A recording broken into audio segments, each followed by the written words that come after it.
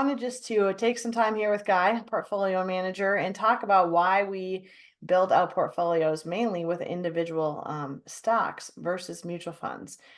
We've talked often about having better risk management with it, better tax management, and being able to be more kind of efficient and agile in the market and the economy that we're in. So, Guy, if you want to hit on those points on why you use those individual stocks normally to build it out, and then when we need to use ETFs, I'll let you kind of take it away.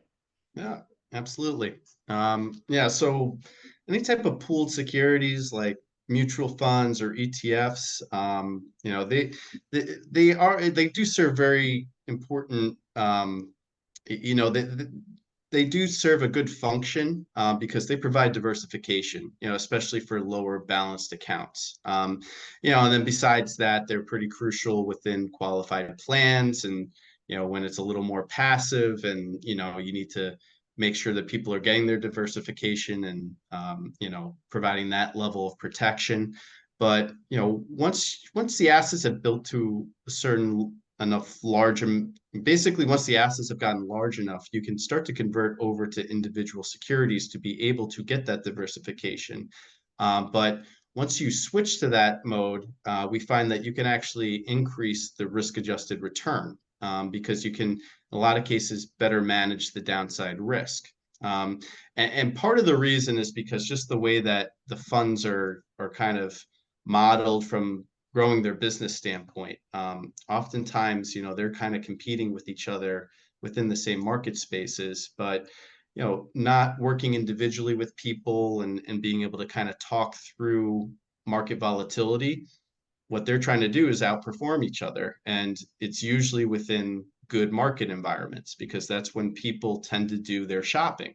When markets are bad, people aren't usually doing their mutual fund comparison to try and see which fund they should be going into versus another. They're either kind of not looking and holding on, or hopefully not panic selling, but a lot do, or panic selling and going into cash. But either way, they're not choosing the new mutual fund in a poor market environment. Where they do that is when markets are doing fine and they're happy to look and see how did mine do versus this other one. So the mutual funds are incentivized to try and outperform each other on the upside, which means they're not trying to minimize downside risk because it's very hard to do both of those. When you convert over to individual stocks, you can better manage that downside risk, because you can be putting in alerts for certain stop protections, things like that, to be strategically raising certain amounts of cash or getting out of certain sectors versus others, given a particular type of market circumstance.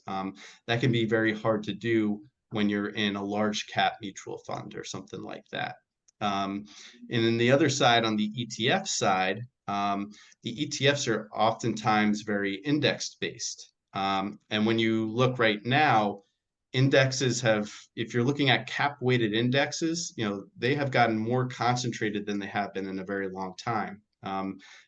Because of the effect of the Magnificent Seven, which a lot of people probably heard about from last year in 2023, the cap weighted S&P 500 market index, 7 names, those Magnificent Seven, make up about 30% of the index currently. An index that is supposed to be representative of the top 500 companies in the US, 30% of it is made up of those 7 names.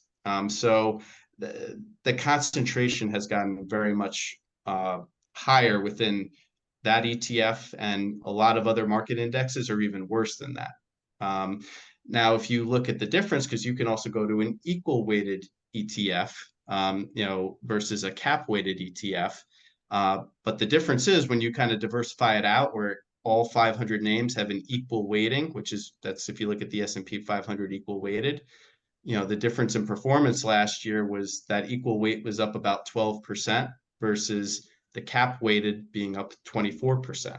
So the point of me kind of pointing that out is if we're utilizing individual securities, we can be managing to more of an equal weight target, meaning that we don't have any one security that's going to be making up 7, 8% of the portfolio. They can all be kind of keeping within that equal weight, but we also aren't going to spread that out among 500 different names. If even if it's spread out between 30 to 50 names, there's going to be a bit more conviction in those choices and better perform or better participation in a good market like we had last year. So that's why we feel that with individual securities, you can be increasing the risk adjusted return, by better participating with good markets, but then putting more emphasis on downside protection when we're seeing poor markets. And can you just maybe define risk adjusted returns and how you would say that to that? If I say that to somebody, sometimes they don't know exactly what that means. So if you want to Yeah. just a little on. So basically, in a nutshell, the risk adjusted return is trying to hit a certain level of return, with with minimizing the amount of risk. So basically, taking less risk to get the same type of return, hopefully. That's Makes sense. and sometimes with a lot of our clients, they might be willing to give up some of the upside, whereas, maybe a market index is up, like I said, 24%, in 2023, but they're happy to get their 20%. So they're participating with the upside, but on the flip side, we're going to be minimizing the downside risk. So if the market's down, they're not going to be down 30% like the market might be down, So that's basically increasing the risk adjusted return is being able to participate with market growth while minimizing the downside risk in poor markets. And then one other thought that I had that I know we talk about is why a mutual fund or an ETF can't do some of that too, is because they do have to manage the prospectus. So as you're saying, overweighting to a certain stock or company or sector, like we use 2000, 2020 is a great example, right? Because when that happened, you did not want to be in, the health, let's just say the travel industry at that time, right? Hospitality.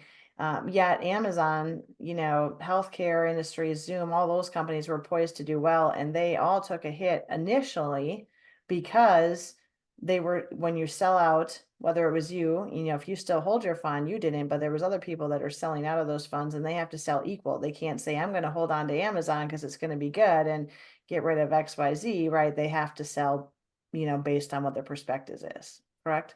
Absolutely. Yep. So there is more, not as much flexibility with many of the funds because, like you said, they're so large and they're managing to a style or prospectus, like you mentioned, rather than to an individual. They're not having conversations with the individuals. They're managing to the prospectus that's already been put out there. So when a 2020 hits and the market's changing very quickly, the funds can't go out and change the prospectus to then navigate those volatile markets Yeah. versus in our individual stock portfolios, we can manage a little more to the market circumstances, and that's inherently how they're supposed to be built. So 2020 was a perfect example that, after some of the initial reaction, and it was very effective to, have some stops go off at late February, early March of 2020. But then it even got to a point where,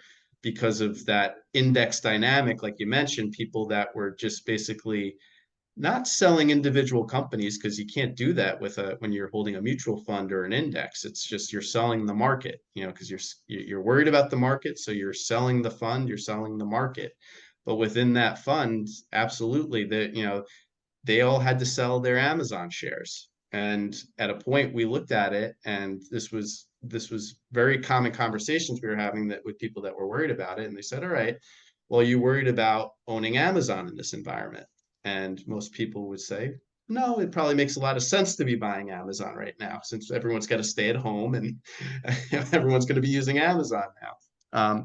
But the even more perfect example was, there's a company called Medtronics, which middle of March, Medtronics for the year was down 30%.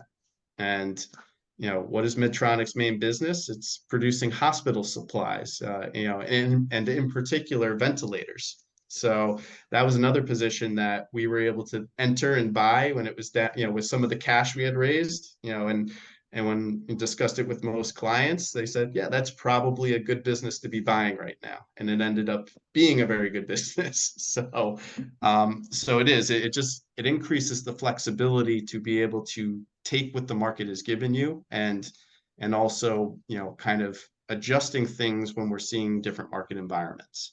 Right, and I think that's a good time to use because everybody can relate to that, very easily.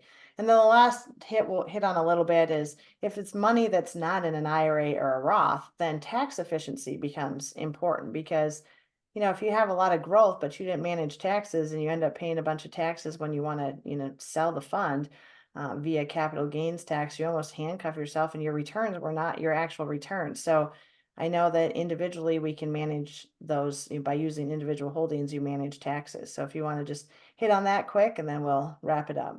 Oh yeah. I mean, that's one of the biggest caveats, especially with mutual funds, because right off the bat, a mutual fund is going to often have a capital gain distribution that comes out each year, and that's reflective of the sales that were forced within the fund through the course of the year. Whether the manager could proactively decide to be selling it because it's a good time to be selling the stock. Usually, that's what happens in good markets, but what a lot of people often see in bad markets is when people are leaving the fund, the manager has cash redemptions he or she has to come up with. So that means they have to be selling stocks whether or not they like it, to make sure that they're sending out the cash that is leaving the fund. And oftentimes that means selling positions that may have held for a long time, and they're realizing gains. So at the end of the year, those gains get distributed out proportionally to the fund holders within the fund. So oftentimes you might have a really bad year in 2020, and or 2022, and actually have a cap gain distribution at the end of the day that you're going to have to pay because other people were selling and forcing the sale of certain securities. So besides that obvious fact of not being very not being very tax efficient, in general, mutual funds and ETFs, you're pooled in with all the different securities. So, in given different types of markets, going back to 2020 again, the market overall ended up having a pretty good year. The S&P 500 was up about 16% come year end, but not all sectors did. Energy was down, and energy stocks were down between 30 and 60% in some cases. So if you had a portfolio of individual stocks and you actually had some individual energy securities, you could be selling those to be taking a tax loss, and doing a swap, buying other ones back to regain the exposure. You can't do that once when you're in an ETF or a mutual fund. You can't carve out what sections have done poorly that year because it's all grouped together. So that's one of the advantages of going more to an individual stock portfolio, because you can be much more tax efficient with the tax swaps that you do in each year. And then additionally, besides the cap gain distributions that we mentioned already, it's just you can be better managing year in, year out to what you're seeing with your actual growth, and taking losses where you can be, within the individual stocks.